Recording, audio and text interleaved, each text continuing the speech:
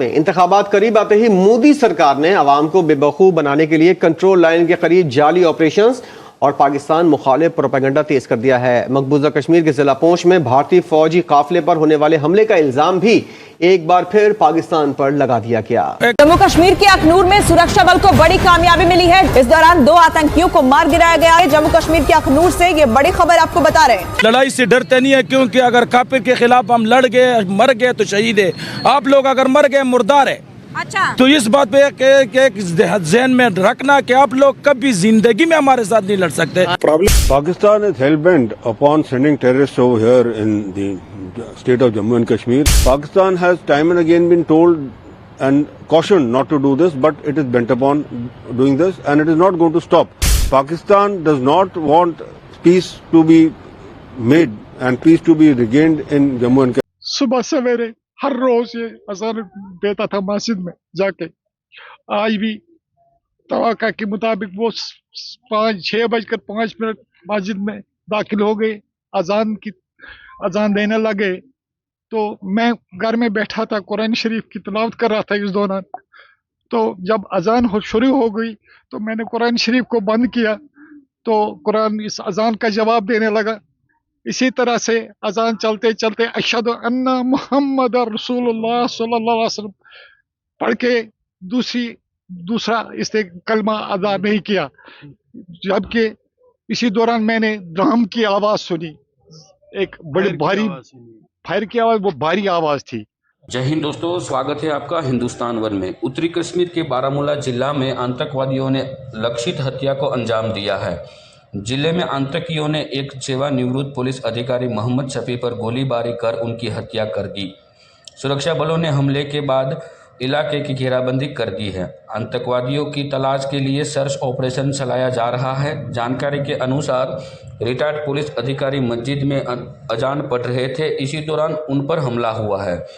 जम्मू के सीमावर्ती अखनूर सेक्टर के खोंड क्षेत्र में शुक्रवार रात को पाकिस्तानी सेना ने पाकिस्तान की नडाला पोस्ट के पास से भारतीय क्षेत्र में घुसपैठ करवाने की कोशिश की। इसे भारतीय सेना के मुस्तैद जवानों ने विफल कर दिया है। सेना के अनुसार इस दौरान 2 घुसपैठियों के मार गिराया गया है। हालांकि उनके साथ भागते समय शवों को भी घसीट के ले गए हैं। सेना से मिली जानकारी के अनुसार 22 दिसंबर की रात को सेना ने अपने निगरानी उपकरणों के माध्यम से 4 घुसपैठियों की संदिग्ध गतिविधि देखी जो भारतीय क्षेत्र की तरफ बढ़ रहे थे। इस पर सेना की तरफ से पहली चेतावनी दी गई। जब घुसपैठियों नहीं रुके तो भारतीय सुरक्षा बलों ने गोलीबारी की। सैन्य अधिकारियों ने बताया है कि घुसपैठ कर रहे आतंकवादियों की संख्या 4 से अधिक थी।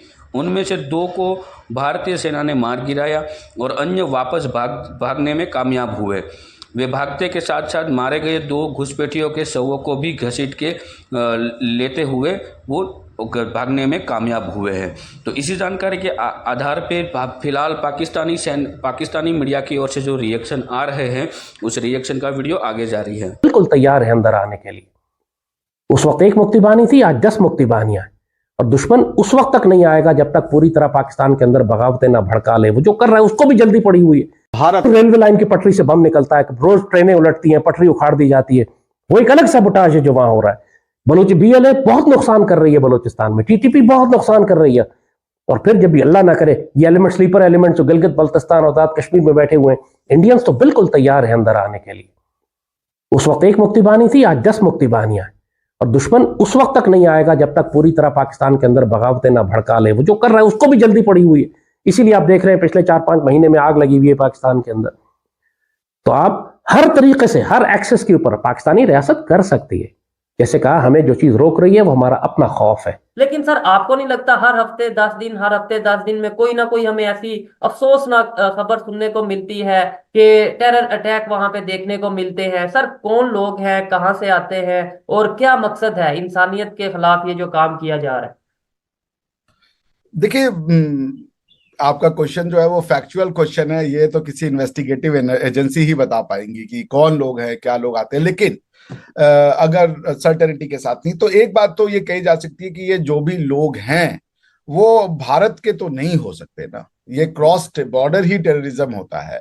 और ये अब क्रॉस बॉर्डर टेररिज्म का आप ये समझ लीजिए कि कारण है कि कुछ ऐसी आइडियोलॉजीज हैं जो आज के प्रेजेंट माहौल में वो किसी और बात को एक्सेप्ट नहीं करना चाहती, वो किसी और के साथ को एग्जिस्ट नहीं करना चाहती। उनका एक है कि या तो मेरा तरीका है या तो कोई तरीका नहीं है, माई वे और हाईवे, या तो मेरी बात मानो या निकल। तो दुनिया ऐसे नहीं चलती है। आप बंदूकों से, बारूदों से और तलवारों से लोगों को अब नहीं हरा सकते। रशिया और यूक्रेन का युद्ध 2 साल से चल रहा है, क्या हुआ उसका नतीजा? कौन खत्म हो गया? कुछ नहीं हो रहा है। मरने मारने से चीजें नहीं खत्म होंगी। आप अब किसी को नहीं हरा सकते, क्योंकि लोगों ने इतना डिस्ट्रक्टिव कैपेसिटी इकट्ठा कर लिया कि अगर वो, जैसे रशिया है, युद्ध को जीतना है, मार दो न्यूक्लियर बम। क्यों नहीं मार रहे हो? नहीं मार रहे हैं। अमेरिका 4 युद्ध हार गया, वियतनाम का युद्ध हार गया, आप कहते हो अफगानिस्तान का युद्ध हार गया, आप कहते हो और भी 2-3 युद्ध वो हार गया, लेकिन न्यूक्लियर वेपन नहीं चलाया अमेरिका ने। चाहता तो वियतनाम के ऊपर न्यूक्लियर बम मार देता। आपके यहाँ पे लोग ताल ठोके कहते हैं हमने अफगानिस्तान से अमेरिका को भगा दिया, रशिया ने भगा दिया। रशिया और अफगानिस्तान में, रशिया और अमेरिका अफगानिस्तान में लड़े, दोनों ने न्यूक्लियर वेपन नहीं इस्तेमाल किया। हारना उचित समझा। पॉइंट मैं आपसे क्या कह रहा हूं कि फोर्स का जमाना जा चुका है। तो ये जो भी लोग हैं जो कश्मीर में ये सोच रहे हैं कि हम इधर फोर्स करके उधर फोर्स करके और सरकारों को झुका लेंगे, बदनाम कर लेंगे, नहीं होगा। अब नहीं हो सकता। जो भी किया है उसको इसका करारा जवाब मिलेगा कि जितनी हद तक आप फोर्स चाहते हो, अगर आप इसको लो स्केल इंटेंसिटी रखना चाहते हो, हम इसको लो स्केल इंटेंसिटी में जवाब देंगे। लेकिन यह है कि आपको ये बात आज नहीं तो कल ये समझनी पड़ेगी। ये मैं टेररिस्टों को कह रहा हूं कि ये रास्ता जो आपने चुना है वो आपको कोई हल नहीं देगा, सिवाय अगर आप मरना चाहते हो एक दिन में 2-3 लोगों को मार करके, तो मर जाओ। मर तो कोई भी सकता है। मुझे कल बैठे बैठे हार्ट अटैक, कल मैं पढ़ा था, एक IIT कानपुर के बड़े अच्छे प्रोफेसर साहब थे, वो माइक पे खड़े थे, 55 साल की उम्र थी, बहुत यंग थे, 55 साल की उम्र थी। वो बच्चों को ये बता रहे थे IIT कानपुर में कि अपनी सेहत का ध्यान रखो, सेहत से बड़ा कुछ नहीं है। ये बोला, वो वहीं धड़ से गिरे और खत्म हो गए। 10 मिनट नहीं लगा उनकी जो जीवन लीला को समाप्त होने में। तो जो ये लोग कर रहे हैं कि हम इसको मार दें, मरना किसी को किसी भी वजह से हो सकता है, तो उसमें एक बीमारी कारण हो सकता है, कोरोना कारण हो सकता है, टेररिज्म एक कारण हो सकता है।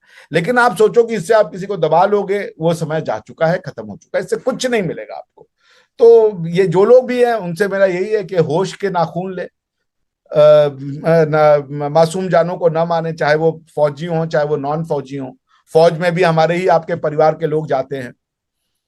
तो बाकी जिसको समझ में आ जाए वो ठीक है। तो ये जो भी कर रहा है, मैं इसकी जितनी कड़ी शब्दों में भर्त्सना की जाए वो है, और गवर्नमेंट है, वो गवर्नमेंट टू गवर्नमेंट इसका रिप्लाई दिया जाएगा, वो इन्वेस्टिगेट करेंगी, जो भी इसमें शामिल होगा उसके अगेंस्ट में कड़ी कार्रवाई की जाएगी। 60% of the country was left, 60%। वो अलग 71 के बाद आप बलूचिस्तान में मुसलसल हालत जंग में है। मिसिंग लोगों को आप छुपते, उनको जवाब देने के लिए आपके पास कुछ नहीं मिसिंग लोगों का। और आप कह रहे हैं कि हम अच्छा, दूसरा आप कह रहे हैं कि हम सर्वाइव कर रहे हैं। TTP पेशावर बैठी है, तुम्हारे अंदर आके आर्मी जनरल साहब यहां बैठे हैं, तो 23 आपके जवान जो है मारे जा चुके हैं, 23 लोग।